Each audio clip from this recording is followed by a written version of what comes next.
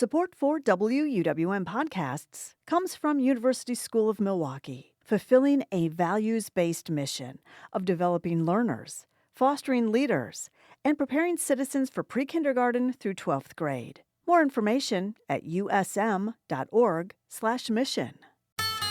From 89.7 WUWM, Milwaukee's NPR, this is Lake Effect. I'm Joy Powers. Today we'll look at the impact of overstaffing in Wisconsin schools. Then, as the nation turns 250, we'll look back on the history of immigration in the country. Just imagine you're a black person. You're trying to get free. Which side do you choose? Do you choose the British or you choose those that are the colonists? Those that are perhaps closer to your pain? Plus, we'll tell you about a development proposal at the Midtown Center that's been put on pause over concerns it's a data center. We know what similar data processing facilities are, and Milwaukee is home to plenty of them. Potawatomi has one. The Milwaukee School of Engineering has one.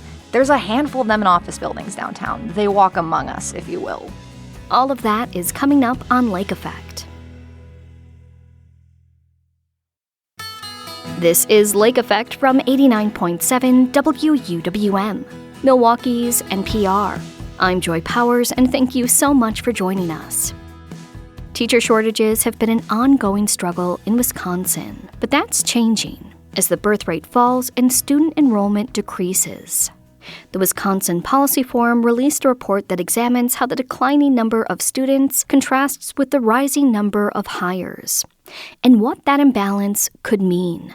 Sarah Shaw, the forum's deputy research director, joins WUWM education reporter Catherine Kokel to share what the last 16 years of enrollment trends might tell us about the future. So we've been talking about the teacher shortage for the better part of a decade, right? There have been incentives for retired teachers to return to the classroom here in Milwaukee, international teacher hiring programs, and those fast-track education programs to help get people into the teaching profession. But our enrollment tide in Wisconsin is turning, and your research found that schools in our state are now kind of overstaffed. Can you talk about what that means? So that overstaffing characterization, I think we would find district administrators who say, no, that's not the case. And figuring out what's going on here is part of what our research really hoped to get into, because at its core, what we found is that there was a 9% drop in the number of students. And at the same time, there was a 7% increase in the number of staff. So that point around overstaffing comes up when you say, well, we're losing that many students. How could we be gaining staff?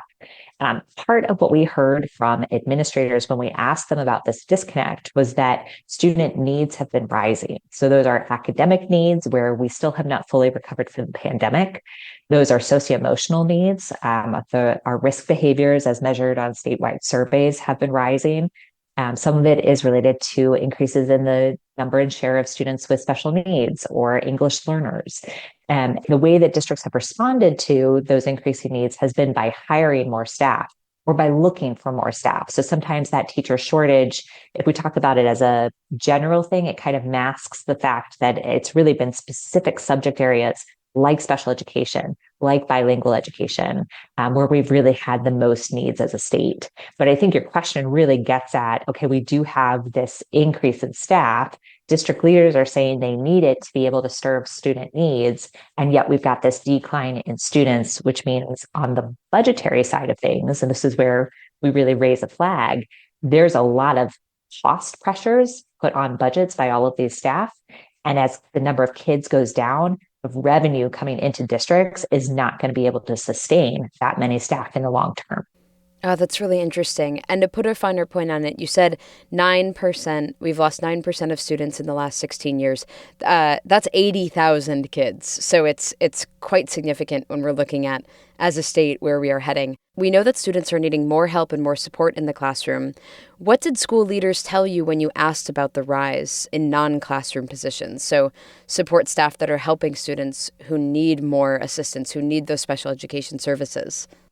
Yeah, so the rise really came in two major categories. The first was in paraprofessionals or Often we think of them as teachers' aides. So these are people in the classrooms with teachers who are providing support services for students. And those personnel rose by 30%, 31% over the time period that we were studying. That really seems to speak to feeling like, okay, we have classroom needs that we need to account for, or teachers are asking for more support and we want to be able to give them support in the classroom. The other major category that we saw increasing was kind of the everyone else besides paraprofessionals and classroom teachers. And that could be any number of licensed staff like district administrators, principals, counselors, therapists, school psychologists, or speech language pathologists. That group grew by 16% over the time period that we studied. Again, a lot of positions in there that are really about addressing student needs. And one leader that we spoke to really called attention to how the school district where they work felt like it couldn't even get to the academic needs if they were struggling just to meet student socio-emotional needs, that kids were not receptive to the instruction if their kind of base level, do I feel anxious? Do I feel depressed? Do I feel like I belong in school was not met? So those were some of the things that came up in these conversations with administrators. Today we're hearing from Sarah Shaw, the Deputy Research Director at the Wisconsin Policy Forum. This is so interesting because when I think about the national conversation about who was needed in schools at the turn of the century, for lack of a better term, in the early 2000s, it was the support staff. This has been such a big focus over the last decade. So where do we go from there if these hiring booms have been in response to direct feedback from classroom teachers and parents, I should also say, and parents and families? Like, where do we go from here now as we as a state have been hiring all of these people and at the same time the number of students is declining? That last piece is the kicker, because if the number of students were not declining, districts would be in a different financial position where they might be able to afford all of these staff. Now, I should note that districts have been facing some real financial constraints quite apart from the decline in student enrollment. So there's been state funding that has really lagged inflation, that has lagged an increase in certain student needs, and that has created a lot of financial pressure for districts. So it's not that if student enrollment weren't declining that they would be peachy keen, but the decline in enrollment is what is probably going to make these hires ultimately unsustainable, because as you lose kids, you lose the revenue attached to those kids. If we were in a perfectly stable financial environment, sure, hire those additional staff, respond to staff and family requests, really be thinking about, okay, how do we support the whole child? If that's no longer financially tenable, districts have really tough decisions ahead. Some of it might mean having to cut back on services they provide, on staff they employ. I'm hoping that we can start seeing some other solutions to addressing student needs and supporting student needs beyond simply hiring more. I think that has been the go-to solution for a long time. We have a need, great. Let's put someone else in there to help out. Let's add a person. And that's not to say that that's not a perfectly good strategy to try, but it is also a very expensive strategy. And it makes me wonder whether if we have these increased student needs and we have all these costs associated with more people, can we get creative? Can the state help districts get creative, besides potentially more funding, but also just in thinking about what are alternatives here? I think there are going to be people who are listening who say, whoa, whoa, whoa, whoa, whoa. Overstaffing, the key to high quality schools is more qualified teachers who get paid better, notably, not fewer. So what are schools to do? I mean, we know MPS is considering closing schools. Your report points out that adjustment can't really happen very quickly.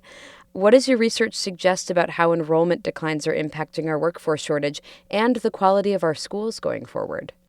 Yeah. So anytime we're thinking about budgets, that's a revenue question and it's an expenditure question.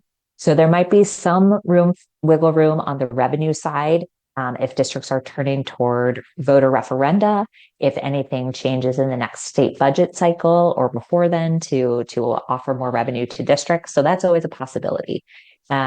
We do know, however, on that revenue side that the revenue tied to students is probably going to continue decreasing because of this decline in enrollment. And more precisely, figure out how to say this better. Even if there are increases on the revenue side, though, they're still going to have to contend with this declining student enrollment. So revenue is really a mixed bag and hard to predict it getting much better when we know there's still going to be this drag on the system. The expenditure side is where districts have some more control. And that can be in terms of operational efficiencies. So we might look at things like closing schools, consolidating schools, trying to figure out how to rearrange staffing in a way that allows you to do more with less. That's easier said than done. One thing we found, for example, is that our rural schools and rural school districts can kind of hit a limit in how much they can consolidate simply because of sheer geographical distance. I mean, there's only so many hours that we're willing to have students sitting on a bus every day to get to school and to come back home. So that's on top of the kind of emotional difficulties for a community when we talk about closing or consolidating schools. On the staffing side, I do wonder, and we touched on this a little bit earlier, I do wonder if there are ways that districts and communities can be thinking about how do we serve these additional student needs other than simply wanting to add more people. And I would love to see the state and others taking a role in helping us brainstorm alternatives there.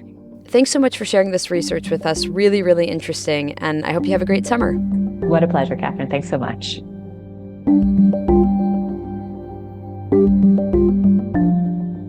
Sarah Shaw is the Deputy Research Director at the Wisconsin Policy Forum. She spoke with WUWM's education reporter Catherine Kokel.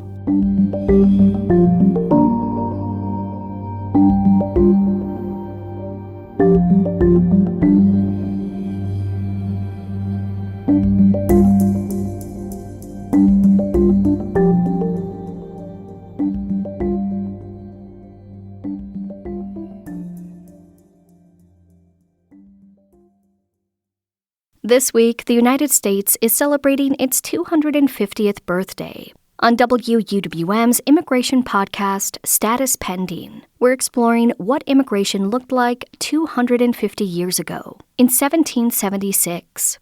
That's when the largest driver of immigration in this country was forced migration, or slavery. To learn more, WUWM's Jimmy Gutierrez talks with UW-Milwaukee lecturer Rob Biko Baker. I think the really nice thing about interviewing a professor and doctor is great because you're just sitting on all this incredible knowledge. And to show our work, I guess, is that you gave me homework before we had this conversation. So let's get into complicating the narrative of this 250th birthday. One of them, which I don't know if it was the early moments of the revolution, but early moments of the US, is the Boston Massacre. This is when British soldiers opened fire on a rowdy crowd of American colonists, killing 5. And while we might have heard about the Boston Massacre, we might not have heard about Crispus Attucks. So who is Crispus and what role did he play in all this? Crispus Attucks is the first, or many historians consider to be the first, or maybe the second person killed at the start of the Revolutionary War, as the revolutionary fervor is kicking up. I always play around with my students, he's like this mixed guy. He sees these groups of white people fighting, he walks out, chaos erupts, and, he's shot. And, his story is so important because his death becomes the rallying cry for the patriots. And they really look to his story as a way to embolden people. But the British, they say he was, also just like a beast-like character who was antagonizing the redcoats. And so we won't know. We'll never know. But he, a black man, a biracial person, definitely a runaway slave, is the hero, the mascot at the beginning of the Revolutionary War. And it's sort of lost to history. Mm-hmm. And what does this say, the fact that he was, the first or the second person to be killed in this way, about the role that Black Americans, African Americans, Africans played in the fight for freedom of this country?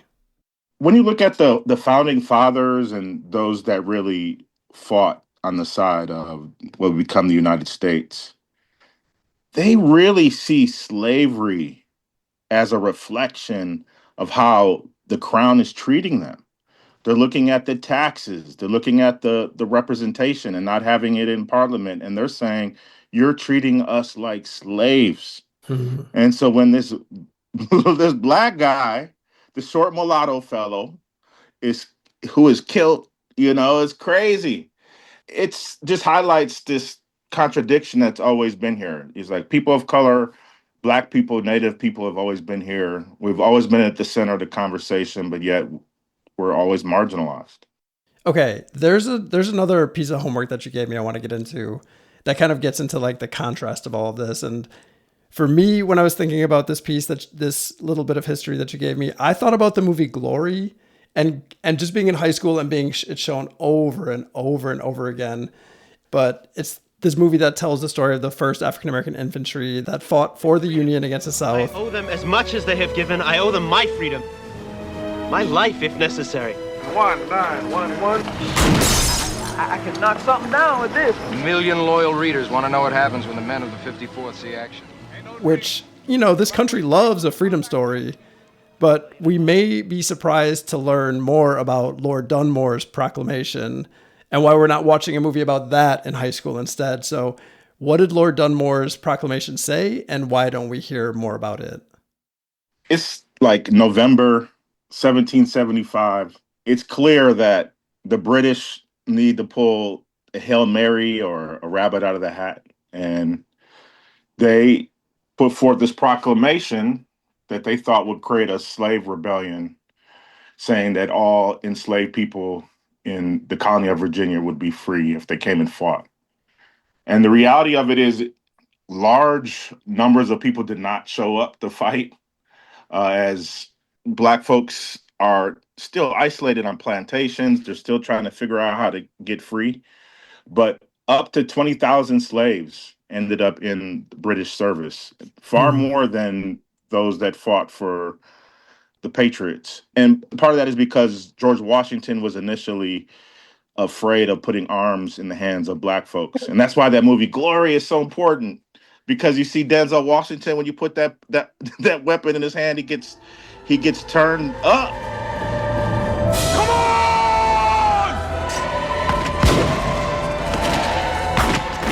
Unfortunately or fortunately, Black folks aren't given the opportunity to fight in mass. And those that thought they were going to get free, there's this story of Dunmore getting on the boat and leaving, and Black people going back to slavery.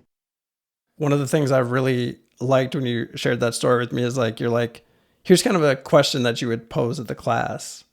And I just want you to pose it to our listeners. Just imagine you're a Black person and you're trying to get free. Which side do you choose? Do you choose the Patriots, or you choose the Redcoats? Do you choose the British, or you choose those that are the colonists? Those that are perhaps closer to your pain? And of course the British, they're less interested in the day-to-day actions of slavery. So it's difficult. Which side do you choose? Who's more powerful?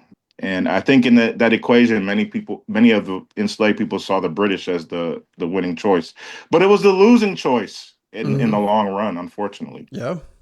Unfortunately for them, for sure. I'm thinking of narratives gone wild with this, Lord Dunmore and the parts of this history that we don't know. And I'm thinking about the South and how it has a reputation when it comes to slavery or equal rights for folks, or maybe better put, the lack of. But you taught me through this homework assignment that the South is not a monolith. So can you tell me about St. Augustine and Spanish Florida? Yeah, this is such an important story.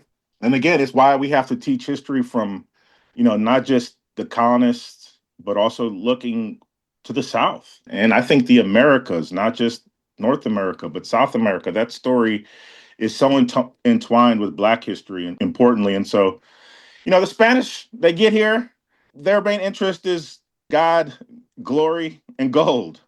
And as they expand and the British expand, what they do is provide a safe haven for enslaved people who are willing to convert to Catholicism. And so Florida is really a borderland where rebellion and resistance takes place as Blacks in the British colonies find their way south. And so Florida's always been this really important mixing pot. It's different than South Carolina, Virginia, or Maryland, and that's why eventually you see the Indian Wars with the Black Seminoles rising up later after the Revolutionary War. I think the thing that just struck me when I was going over the homework and us talking is that it's this country's history, this country's past, the stories we tell ourselves is just like littered in contrasts. What liberty actually looks like, the idea of like freedom and slavery existing side by side. I'm thinking about migration as both resistance and freedom, and considering how 250 years ago, the main means of immigration at this time was forced migration, was AKA slavery.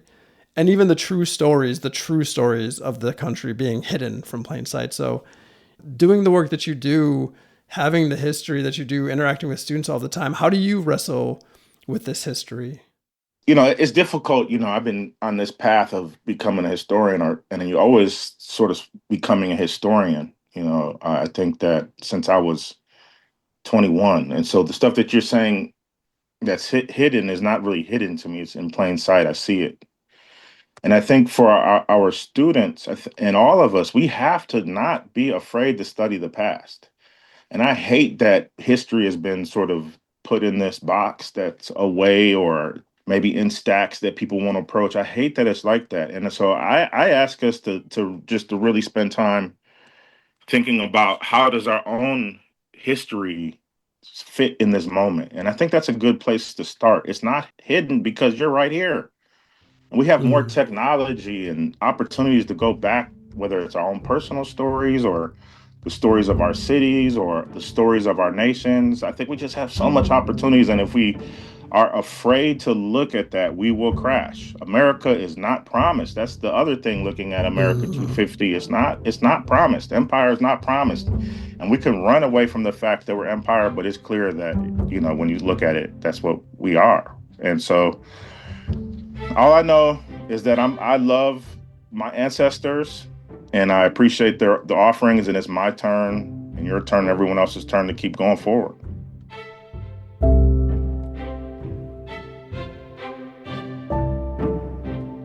Rob Biko Baker is the Director of Undergraduate Studies in the Department of African and African Diaspora Studies at UW-Milwaukee.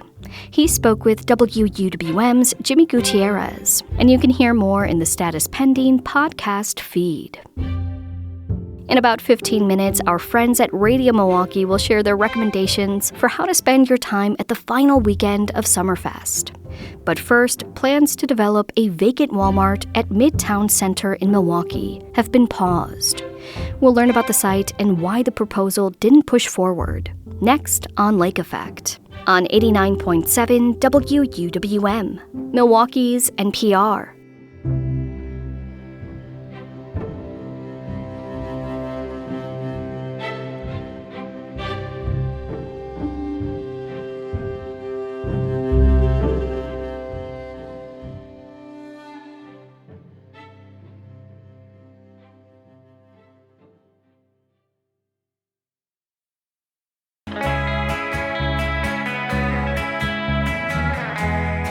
You're listening to Lake Effect on 89.7 WUWM.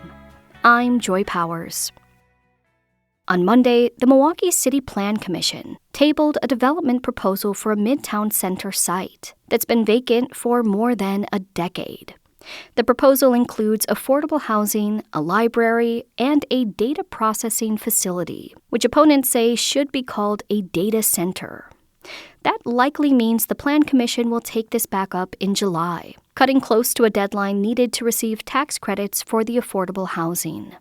Addison Lathers is a reporter for the Milwaukee Business Journal, covering real estate and economic development. She joins Lake Effect's Sam Woods to discuss the proposal and its pushback. What was most formerly at this Midtown site, and what's happened with the site since 2016 all the way up till earlier this year? So come around 2016, Midtown Center is struggling. There were some exterior factors. The mall market in the Milwaukee area was just getting more competitive. The corners opened in 2017. E-commerce was just getting more and more popular. So it was kind of difficult for a shopping center that's not really close to Interstate 94 or 43 to get much foot traffic. We saw Walmart close, Lowe's closed. Now, the mall still has Pick and Save. I believe Planet Fitness has already opened at that point, but it was on the down and out. And then come around 2023, who arrives on the scene and what happens here? So Affordable Family Storage out of Missouri bought the mall portion of Midtown Center from what was then the owner, a New York-based group. That New York-based group would eventually sell the rest of the mall to an Atlanta investor at auction for quite a loss. But Affordable Family Storage was in. It bought the Walmart, and it pretty quickly went to the city with plans to turn it into storage. I mean, climate-controlled storage units. There was some accessories to the plan, maybe some potential for outlot buildings to mask the storage use. I saw chatter about a potential food truck park, but those plans just never got off the ground. The city denied a rezoning request. Alder Mark Chambers was also against the proposal, and that was about it at the time. But the city stayed in contact with Affordable Family Storage. The city wanted to see something there. So that's where the conversations began, I believe, for a city user coming to that site. So in that 2023 proposal, part of the rejection from the city was that it didn't meet standards for a, quote, activity generator. Can you unpack what that phrase means and kind of what it explains about what the city's looking for this site? Do you want to get really technical? I would love to get technical. Midtown is located in something called a DIZ, a Development Incentive Overlay Zone. It's been locked in place since Boulder Venture turned the former Capitol Court into what we now know as Midtown Center. Being in a DIZ makes a project like Affordable Family Storage's subject to an additional list of rules related to design, compatibility, potential uses. It puts the city maybe not in the driver's seat, but certainly shotgun when it comes to what can and can't be built there, which is how Affordable Family Storage's plans for self-storage plus outlot buildings were shut down. The city didn't see it as something that was compatible with the rest of the mall. And it's not technically compatible, though it's not prohibited either. Neither is a data processing center, though I've been told that research is an allowable use. So 3 years pass, we're in 2026, and there's a new proposal. What is in this most recent proposal, and what are those points of contention? We have affordable apartments being built by housing developer Gorman & Co. in the parking lot. The city would set up a new library branch, and there's potential for a senior center and even another gym down the road. And tucked into the back of the Walmart, we have a 19,000 square foot data processing facility, computer research lab, however you want to refer to that. Yeah, and what we're calling what happens on that 19,000 square feet does seem to matter for getting this project approved. So is it a data center? That's a hard question. But we know what it is and we know what it isn't. This isn't a hyperscale data center. Those need acres upon acres of land. This facility is measured in square feet. It's the size of a church, maybe a small retail strip center. And we know what similar data processing facilities are, and Milwaukee is home to plenty of them. Potawatomi has one. The Milwaukee School of Engineering has one. And that one's just 70 feet away from apartments. There's a handful of them in office buildings downtown. They walk among us, if you will. The developer said the facility is similar to these, separate in its cooling processes, but it would not be something we don't already have right now in Milwaukee. It's only using about 5 gallons of water a day, we're told. It wouldn't require a substation upgrade. It would consume a similar level of power to the former Walmart. And city planners say the facility's level of energy usage wouldn't result in costs being offset by residents. Those are all things we've seen in Port Washington and Mount Pleasant. These are just the realities of Microsoft, and these are not the realities of what's being proposed here. You mentioned a number of things that are in this proposal: affordable apartments, library, and a data processing facility, data center, however you say it. Is it fair to say that this, the data processing, the data center is the hang up here? The rest is kind of everyone's on board? It was actually really interesting at the Plan Commission to see that a lot of people weren't even that interested in the housing component of the plans. They were worried about this library potentially resulting in another library, seeing a loss of funds, seeing a lack of foot traffic. While plenty of people were excited that these things were a part of the proposal and wanted to give it a shot because, what's a server room if, 200 families can live here now? But I was surprised. A lot of people, that wasn't enough to make them interested in this project in any way, shape, or form. The mention of data center was enough to turn community members off. So, Addison, this might be a dumb question, but if the data center portion of this is the hang up, why can't you just say, okay, we'll scrap that part. It's a small part of the land use anyway, and we'll just do everything else and find some other way to use that about 20,000 square feet. Why isn't it that easy? Big box is not doing great. It's not going to be easy to find a user for 160,000 square feet that was a former Walmart, That's tricky. Can it be a giant trampoline park? Maybe, but does a giant trampoline park user want to be there? Probably not, because they're not there right now. What we do know is that Affordable Family Storage wants to potentially lease this proposed library to the city for $1. They want to sell the land for the affordable apartments to Gorman & Co. for $1. So when you ask yourself what kind of low margin, high profit endeavors would make these deals possible, it makes sense that it's storage and data processing. Those are things that can work anywhere, does not require demand of foot traffic. It's a difficult place to be, but it's what makes sense. Let's get back to the meeting itself. Monday evening, went late into the night, about 7 hours, 8 hours or so. Before we get into what happened, what is this City Plan Commission meeting? Like, what were they there to discuss?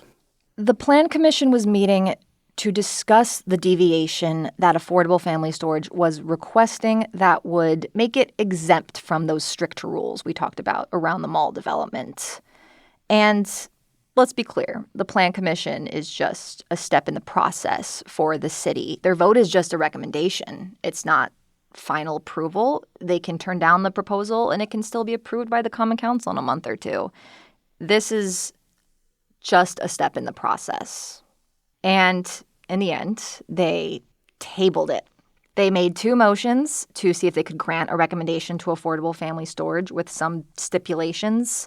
One of those stipulations being that they would commit to funding an independent study on similar facilities and measuring their impact on the communities, reporting back to the neighbors and the city. And that's a lot of time. That's a lot of money. I heard Trent Overhue, the co-founder of Affordable Family Storage, suggest that could cost about $500,000 to fund an independent study like that. But it was being discussed, and it could still happen. The problem is those motions the Plan Commission made to approve the plans, but with those conditions, both failed. In the end, they tabled the discussion to their next meeting, so that'll be a couple weeks before we have any clarity on what's next. Well, that may be my answer to my next question, but what does happen next? What are you looking for? What happens next is that at the end of July, the Plan Commission will come back together and maybe have a better idea of what they want to see. And hopefully that doesn't take 7 hours. And hopefully they can get it together at that meeting because we are approaching a sort of deadline for this project. Gorman & Co., who we talked about building those apartments, would fund that project in part by housing tax credits. Those were already awarded by the state last year for Phase 1, and those tax credits have deadlines. Use them or lose them. So their deadline is July 31st. The city's own director of development, Lafayette Crump, at the meeting said that if the Plan Commission doesn't approve the deviation at its next meeting, as well as a separate approval for changes to the Walmart site itself, that project could be in peril or, at the very least, subject to a costly extension process. Affordable housing, it doesn't have big margins. Well, Addison, thank you so much for joining me on Lake Effect. Thank you for having me.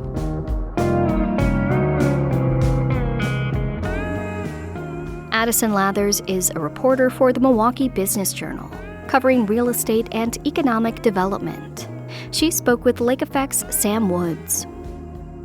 We'll take one more break and then return with our final Summerfest recommendations for the year. Keep listening to Lake Effect on Milwaukee's NPR.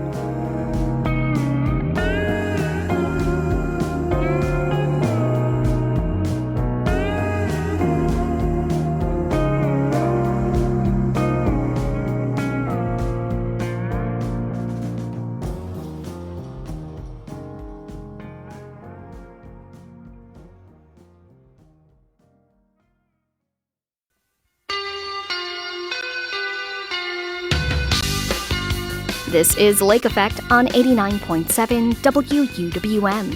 I'm Joy Powers. Summerfest will come to a close this weekend. The final days of music begin tomorrow night. To help you plan for this last weekend of Summerfest, our friends at Radio Milwaukee are here to share their recommendations. Dory Zori and Aaron Wolf join Lake Effect's Audrey Nowakowski to talk about the music and what sets Summerfest apart from other music festivals. This is actually the last of our Summerfest chats with you guys, and it's been so much fun to talk about all the artists you all are excited for, especially with what you both do with your work. So, Dory, we'll kick it off with you.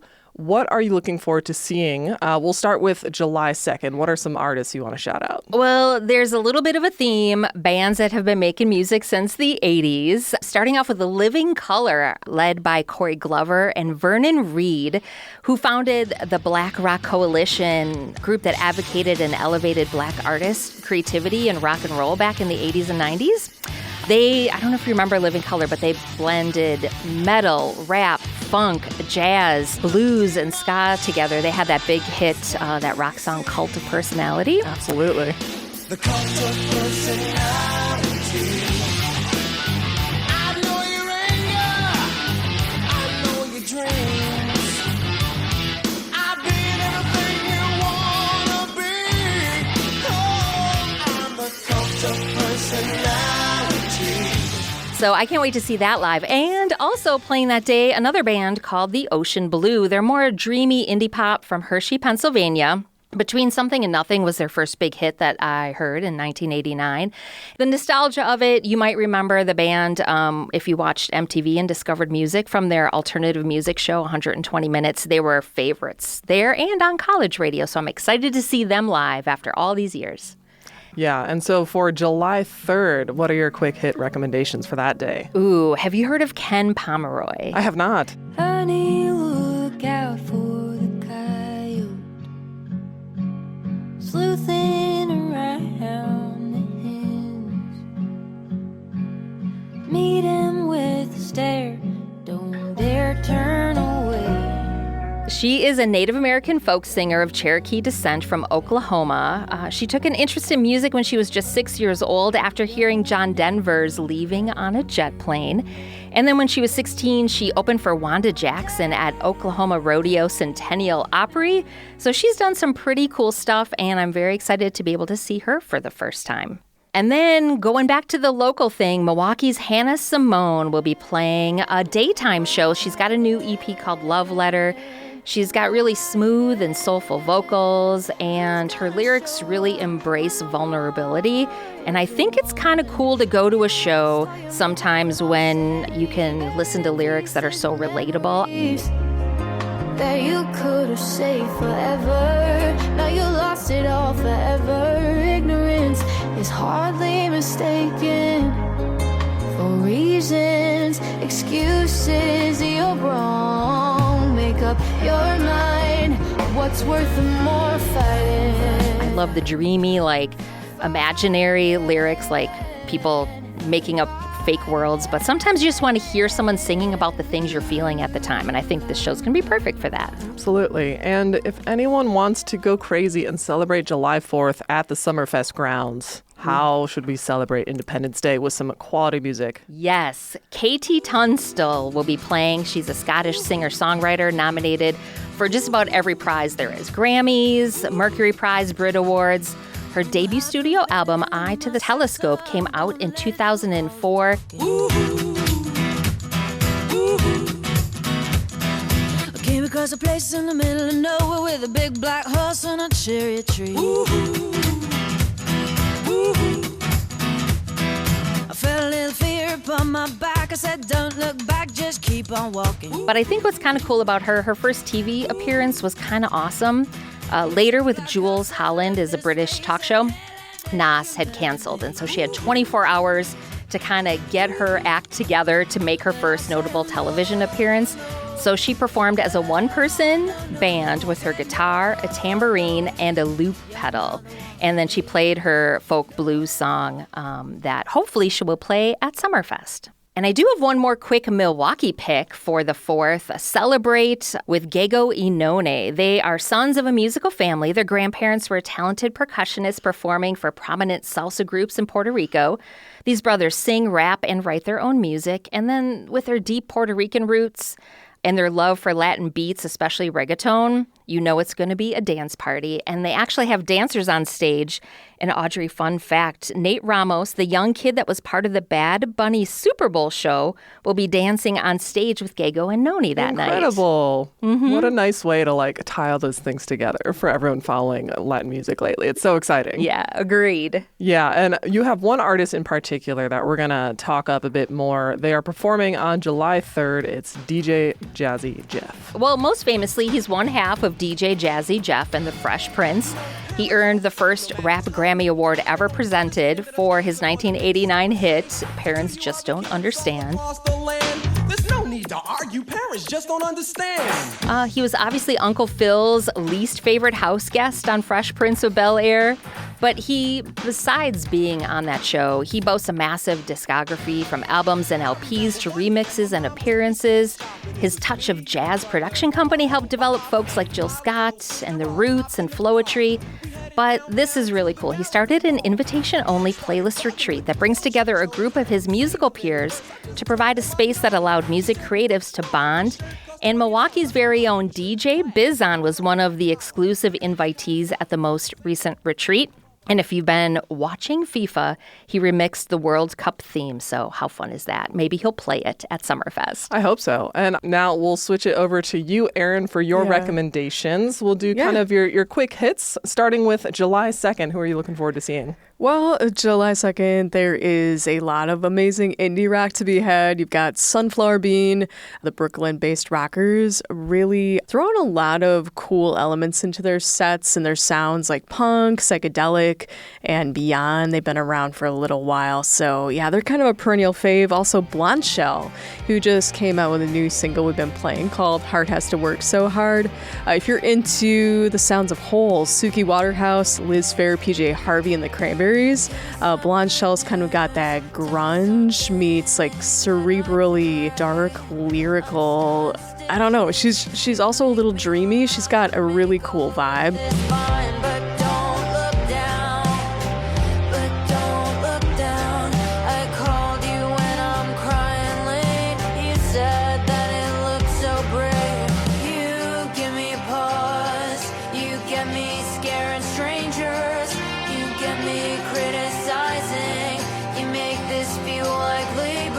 And I think she's kind of on the precipice of a breakthrough in a way. So she's one to watch.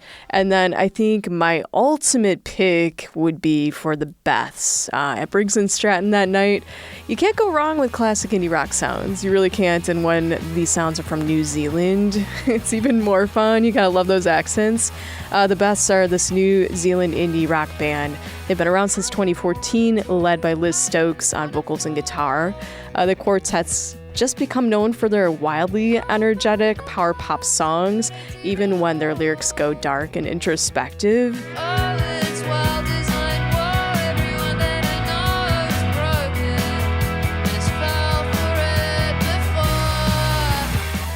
They're just 100% guitar rock and 100% fun. And fun fact, Liz Stokes said that she named the band the Beths using her own name after being inspired by Gilmore Girls character Lorelai Gilmore naming her daughter after herself. Hell yeah. So I can get behind that too, being a Gilmore Girls fan. Same. Yeah, their set's going to be such a treat. They've got a great sense of humor. They're not to be missed. Yeah, do you have a favorite song you're looking forward to hearing the Beths play? Oh, the classic Future Me Hates Me. It's going to be great. Excellent. And for July 3rd, what are the artists you're recommending? Oh man, okay, so if you want to get some feel goods, St. Paul and the Broken Bones are playing the AmFam House at 2 and then Uline Warehouse at 7:30. They're an American 8-piece funky soul band from Birmingham, Alabama, led by the angelic and earnest voiced Paul Janeway. And you know, it kind of makes sense that he grew up singing in the church when you hear his voice. Please let me be the smarter one for only one. Don't stop it until you hear what's coming on. We've been playing the song Fall Moon, which is their most recent. If you're into Nathaniel Rateliff, Leon Bridges, Otis Redding, and even Tyler Ballgame, you will love St. Paul. Excellent. And one other for the 3rd. What's your choice for that one? You got to go with Spoon. Okay. I mean, Spoon is so fun. They're based in Austin, Texas, been around since the early 90s, led by Britt Daniel and Jim Eno. And Britt's got this amazing kind of nonchalant, raspy voice that's really remarkable. I don't know, they've just got so many bangers. The Way We Get By is kind of my favorite. They're classic from 2002. We go out in stormy weather. We rarely practice discern. We make love to some weird sin.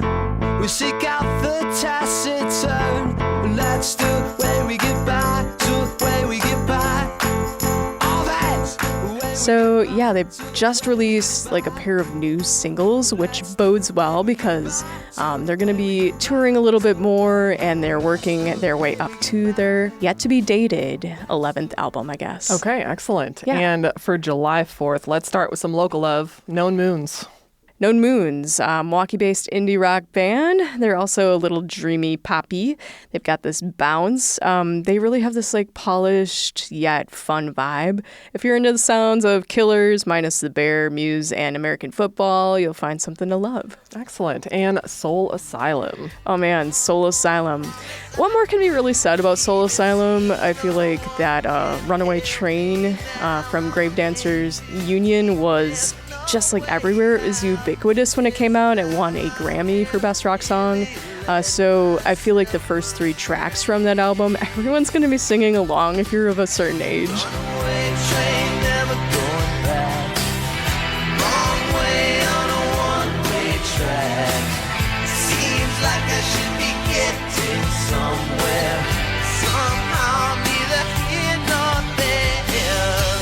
It's just going to be a great time. They play the AmFam House at 4.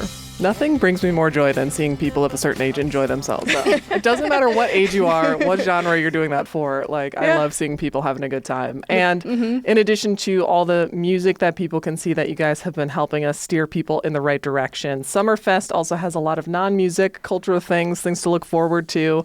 Aaron, what's your one non-music Summerfest, either recommendation or favorite thing that you enjoy? Well, okay, it's so basic, it's almost dorky. It's Lake Michigan. Not basic, it's huge. Yeah. Lake Michigan is not basic, right? It is nature's AC. I love it for that. It's great for getting away from the crowd when you need a little break.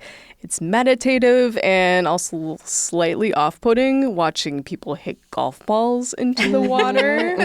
But I do love that once in a while. And I also love it when you go to a show at BMO Pavilion, like during the day, and you can occasionally see the wayward seagulls flying behind the stage while bands play. It's just surreal and kind of funny. It adds this little weird element to the show. Yeah, I mean, we're very fortunate to have that as our backdrop. Mother Nature's set design. Exactly. The most incredible set design for that. And Dory, your non-music Summerfest recommendation. All right, is music adjacent. So I love watching, as we just talked about, love watching people of a certain age having a good time. As a childless person, but I have nieces and nephews, I love watching kids have a good time. I love watching them just experience music because it reminds me of the pure joy that's in the world. And there's a group called Kid Boogie Down. They throw a daily dance party at Summerfest at 7:15 in the Northwestern Mutual Community Park.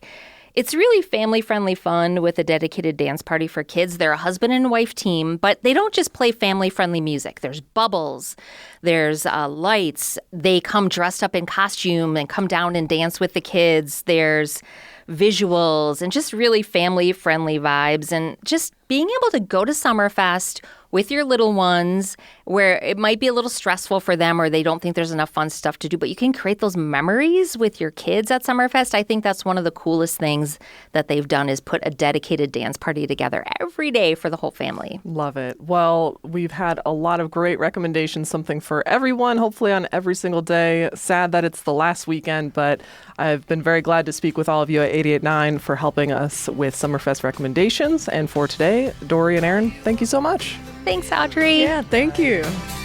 Like a firefly without a light. Dory Zori is the promotions manager and the morning host of 88.9 Radio Milwaukee. Aaron Wolf is 88.9's music director and hosts their midday show, as well as What's All This? Adventures in New Music. They both spoke with Lake Effect's Audrey Nowakowski. And that wraps up today's show. Thank you so much for being here with us. I'm Joy Powers. If you missed any of Lake Effect this week, you can find all of our conversations at WUWM.com. If you'd like to take the show on the go, you can download the Lake Effect podcast wherever you get your podcasts. Frank Lloyd Wright is often associated with Wisconsin, but more than a quarter of his remaining buildings are nearby in Illinois. We'll learn all about them tomorrow on Lake Effect.